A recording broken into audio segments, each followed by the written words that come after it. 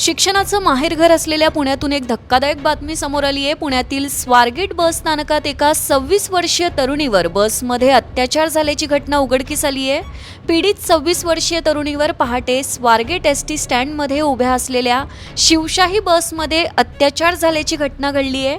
मिळालेल्या माहितीनुसार 26 वर्षीय तरुणी पहाटे पुण्याहून फलटणला निघाली होती। दरम्यान बस स्थानकात पीडित तरुणीला चुकीची माहिती देऊन डेपोत थांबलेल्या शिवशाही बसमध्ये नेऊन तिच्यावर अत्याचार करण्यात आला। स्वारगेट बस स्थानकात ही घटना आज पहाटे 5:30च्या सुमारास घडली आहे।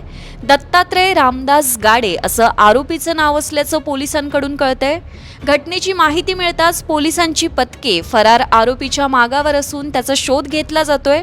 पुण्यातील एसटी स्टँडवरील वर्दळीच्या परिसरात ही घटना घडल्याने सर्वत्र खळबळ उडाली आहे। स्वारगेट बस स्थानक शहरातील सुरक्षित बस स्थानक समजलं जातं। या घटनेमुळे स्वारगेट बस स्थानकातील सुरक्षेचा प्रश्न ऐरणीवर आलाय।